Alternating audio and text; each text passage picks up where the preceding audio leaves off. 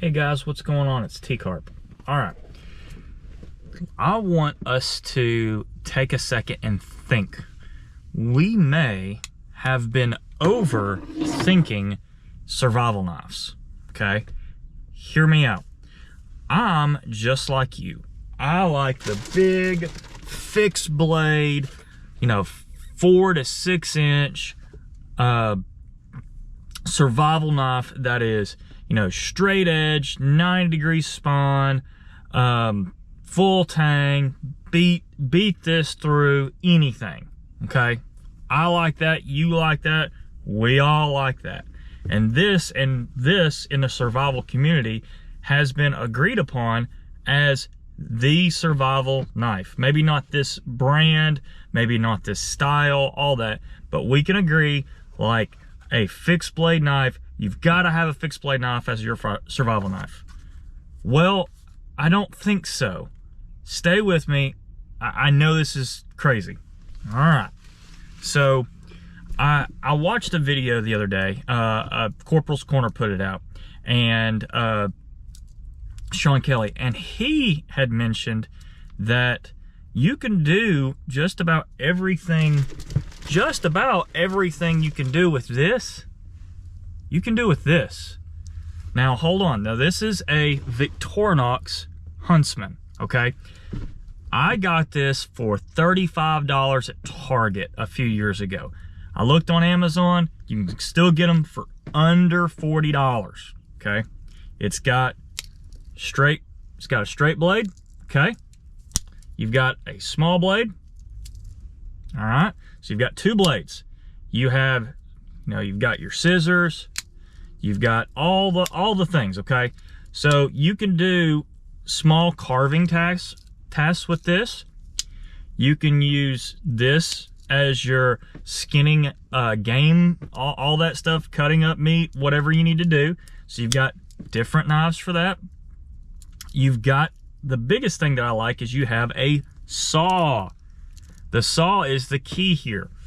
The saw that this comes with, you could cut 2-inch limbs with this, 2-inch stuff just fine. So you can cut poles. You can also use this 90-degree spine on this, okay? And that was always the biggest thing, is you have to have a survival knife to have a 90-degree spine to throw sparks with your ferrocerium rod. With this has a very, very sharp 90-degree spine. It will, hold on, it will throw sparks just fine, okay? If I don't catch my car on fire, will throw sparks just fine. This will tear up the bark on something so you could process wood. So the question is okay, I need this to baton wood. In a survival situation, do you really need to be batoning? Now, I love batoning just as much as the next person. If you have to use batoning, the theory is everything is wet. You've got to cut you a piece of wood that's, about yay long and about 4 fingers thick and all that stuff, so you can make like a 1 log fire, and you got a baton to be able to do that, okay? Well, you still need a big saw to do that. You still need a big saw to be able to cut through that stuff. So there's some thoughts there. Can this do everything this can? Just about, except for baton wood. But this can still process a lot of wood. This thing can still process a lot of, like I said, like a lot of poles, stuff like that. So my question is have we overdone it with knives, with the survival knife?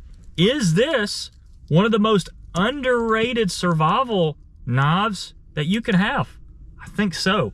Like I said, you can do just about everything with this that you can this. The only thing you can't do this would be maybe take this and start a flint and steel fire, with a rock and whatnot.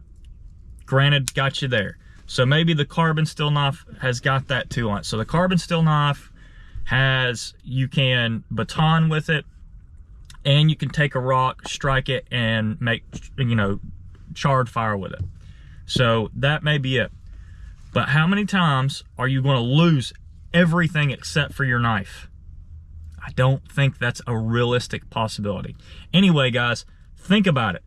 The Victorinox Huntsman, or a Victorinox with a saw.